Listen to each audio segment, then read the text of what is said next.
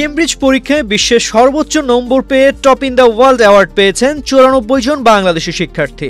বৃহস্পতিবার 27 নভেম্বর রাজধানীর রেডিসন ব্লুতে জাঁকজমক এক অনুষ্ঠানে 124 বাংলাদেশি শিক্ষার্থীর হাতে তুলে দেওয়া হয় আউটস্ট্যান্ডিং কেমব্রিজ লার্নার অ্যাওয়ার্ডস। এবছর কেমব্রিজ ইন্টারন্যাশনাল এডুকেশন 4 ক্যাটাগরিতে বিশ্বব্যাপী এই সম্মাননা দিয়েছে। এর মধ্যে top in the world, high achievement, top in country ও বেস্ট অ্যাক্রস। বাংলাদেশি শিক্ষার্থীরা এবারও সেই জায়গাগুলো দখল করেছে অনন্য কৃতিত্বে। কেমব্রিজের বাংলাদেশ কান্ট্রি লিড সারওয়াত রেজা শিক্ষার্থীদের সাফল্যকে দেশের মানসম্মত শিক্ষার প্রতিচ্ছবি হিসেবে তুলে ধরেন। ব্রিটিশ হাইকমিশন ঢাকা শিক্ষা বোর্ডের প্রতিনিধিরাও শিক্ষার মানোন্নয়নে যৌথ ভূমিকার কথা জানান। The national curriculum leans more toward memorizations and factual recall.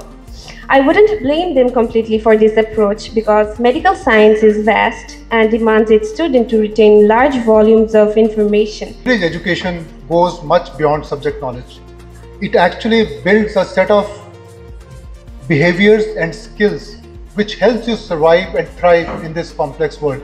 I also want to say this: success doesn't come from comfort, it comes from discipline, and discipline is something you grow day by day, quietly, when no one is watching. অনুষ্ঠানের এক বিশেষ মুহূর্ত ছিল শিক্ষার্থীদের নিজের মুখে তাদের যাত্রার সংগ্রাম শোনা। টপ ইন দ্য ওয়ার্ল্ড পাওয়া কয়েকজন শিক্ষার্থী বলেন, প্রতিদিনের পড়াশোনা, সময়কে কঠোরভাবে ভাগ করে নেওয়া আর পরিবার শিক্ষকদের সার্বক্ষণিক সহায়তা ছাড়া এই অর্জন সম্ভব হতো না। Seeing everyone's speeches, all of the arrangements made me really happy. I am here to attend for my World Highest at ADMETS, which took me a lot of perseverance, hard work and, to be honest, months upon months of dedication. অনেক practice করতে হয়েছে, অনেক fast paper করতে হয়েছে, অনেক ধরনের two be honest বকাও খেতে হয়েছে, কারণ অনেকবার পরীক্ষা খারাপ গেছে, বাট তাও গিভ আপ করি নাই।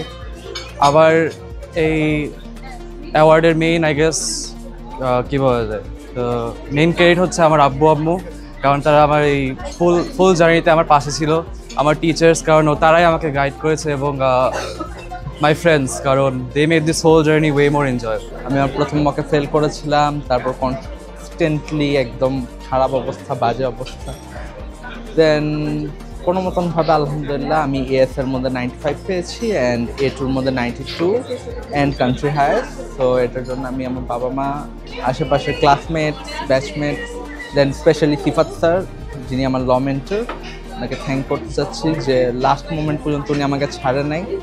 আমার গ্রেডস খারাপ হয়েছিল, তারপর আস্তে আস্তে ভালো হওয়া শুরু করেছে অ্যান্ড আজকে আমি এদিকে। আমার পরিবারের অনেক বড় হাত রয়েছে, আমি তাদেরকে অনেক ধন্যবাদ জানাতে চাই আর আমি তাদের উপর অনেক কৃতজ্ঞ। স্পেশালি আমার বাবা আমার উপর অনেক খুশি হয়েছে, আমার 9 থেকেই আমার পিছনে লেগেছিল যে তোমার এটা পাওয়াই লাগবে, আর সেটা আমি নিজে চোখে দেখে যে হ্যাঁ আসলে আমি পেলাম, এটাতে আমি অনেক খুশি হয়েছি আলহামদুলিল্লাহ। বাংলাদেশের শিক্ষার্থীরা আন্তর্জাতিক শিক্ষায় যেভাবে প্রতিনিয়ত নিজেদের দক্ষতা তুলে ধরছে, এই আয়োজন তারই আরও এক উজ্জ্বল প্রমাণ। রেডিসন ব্লুর এই আয়োজন কেবল পুরস্কার বিতরণ নয়, এটি ছিল নতুন প্রজন্মের আগামীর পথ চলার অনুপ্রেরণার এক অনন্য সম্মেলন। তানজির রহমান, বাংলাদেশ প্রতিদিন।